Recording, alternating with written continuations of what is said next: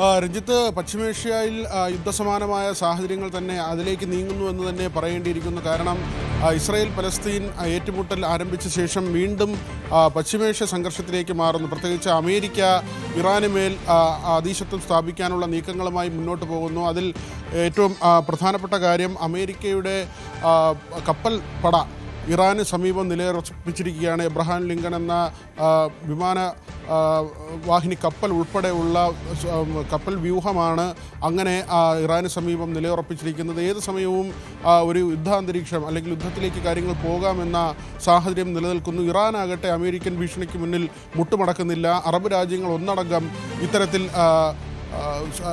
യുദ്ധമുണ്ടായാൽ അങ്ങനെ ഒരു അറബ് മേഖല മൊത്തത്തിൽ യുദ്ധത്തിൽ ഉൾപ്പെടുന്ന നിലയിലേക്ക് കാര്യങ്ങൾ മാറും എന്ന ഒരു കാര്യമാണ് ഖമേനി പറയുന്നത്. ഇറാൻ്റെ പരമോന്നത സ്ഥാനത്തുള്ള നേതാവാണ് ഖമേനി. ഖമേനിയെ പിടികൂടാനുള്ള നീക്കം അമേരിക്കയുടെ ഭാഗത്തുണ്ടാകുമെന്ന ചില സൂചനകൾ പുറത്തു വരുന്നു.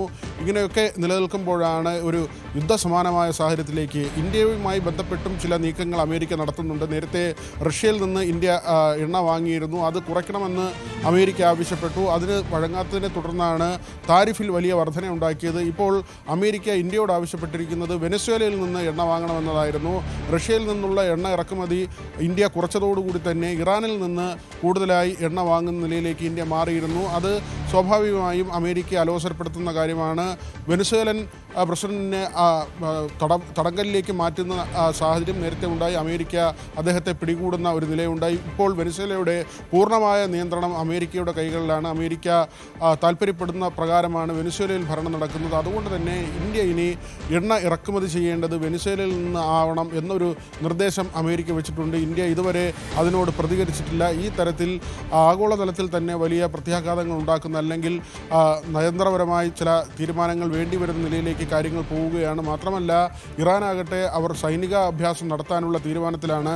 മാത്രമല്ല ഇറാന് സമീപത്തെ കടലിടുക്കിലൂടെയാണ് ലോകത്തിൽ 1/5 എണ്ണയുടെ കയറ്റുമതി അല്ലെങ്കിൽ അതിൻ്റെ ഒരു സഞ്ചാരം നടക്കുന്നത്. അതിൻ്റെ